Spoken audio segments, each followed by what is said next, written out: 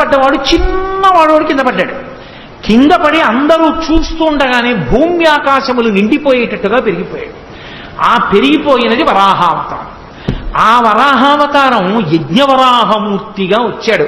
యజ్ఞవరాహము అన్న మాటకు అర్థం ఏమిటంటే, యజ్ఞమునందు వాడేటటువంటి పదార్థములు ఏ ఉంటాయో, సృక్కు, స్రవము, ఆజ్యపాత్ర, ఇలాంటివన్నీ కూడా ఆయన శరీరమునందు భాగములుగా మారిపోయి, అంటే పరమమంగళ స్వరూపాన్ని పొందాడు. పొంది ఇప్పుడు సముద్రం లోపల భూమి ఉండిపోయింది. వీడికి లోభం కదు హిరణ్యాక్షుడికి, ఆ వెళ్ళిపోయిన భూమి నాదే అన్నాడు. అని ఎవరూ అక్కడికి రావడానికి వీల్లేదు, ఇదంతా నాదే అన్నాడు. లోభ బుద్ధి అంటే అంతే, ఎక్కడ ఏం ఉండనివ్వండి. ఎందుకు పనికి వస్తుందండి అని అడిగారు అనుకోండి, ఎక్కడికో వెళ్ళి ఏమిటో 150 ఎకరాలు కొన్నానంటాడు బీడు. ఎందుకు అన్నారనుకోండి, చాలా చిత్రమైనటువంటి ఉంటాయి. అక్కడ ఓ మేడ కడితే ఓ 10 మంది బతుకుతారు. ఈ పాడుపడిన ఇల్లు అమ్మబడదు, ఇది ఫలానా వారికి చెందుననో బోర్డు పెడతాడు.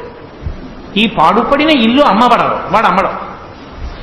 పోనీ వాడు ఉండడానికి అది పాడుపడిన మేడని వాడే అంటున్నాడు, అంటే అమ్మితే ఎవడైనా కట్టుకుంటాడు. నీ ఎందుకు అమ్మవంటే ఎప్పుడో పెరుగుతుంది, నువ్వు ఉంటావా?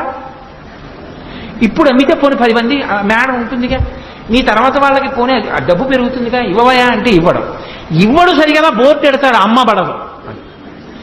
లోభం అన్న మాటకు అర్థం అది. నువ్వు తింటావా? లక్షాధికారైన లవణమన్నమే కాని మెరుగు బంగారంబు మింగబోరు, పొందుగా మెరుగైన భూమి లోపల పెట్టి దాన ధర్మము లేక దాచి దాచి తుదకు దొంగలకిత్తురో దొరలకవునో, తేనె చుంటీగలియవా తెరుగునులకు భూషణ వికాస శ్రీధర్మ పురనివాస దుష్ట సంహార నరసింహ దురితదూర. ఏం చేస్తాడంటే అదో అవగుణం, లోభం దాస్తూ ఉంటాడు. అది హిరణ్యాక్షుని యొక్క లక్షణం. అందుకని ఈ భూమి నాదని వాడు సముద్రంలో తిరుగుతున్నాడు. ఎవరైనా వస్తారేమో పట్టుకుపోతారేమో. ఏమో అంత భూమి ఏం చేసుకుంటావురా నువ్వంటే కావాలి. ఇప్పటికీ లేరేమిటి, ఎంతమంది లేరు, వేల ఎకరాలు నావే అని దాచుకుని తిరుగుతున్న వాళ్ళు లేరు. కాబట్టి లోభబుద్ధి అది హిరణ్యాక్షుని యొక్క అంశ అది.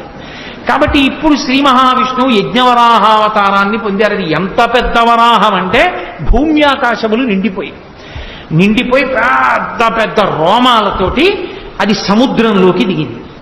సముద్రంలోకి దిగితే ఓ చమత్కారం జరిగింది. దిగి భూమి ఎక్కడ ఉంది అని ఆయన ముట్టి పెట్టి వెతుకుతున్నాడు, ఇలాగ పైకెత్తుదామని.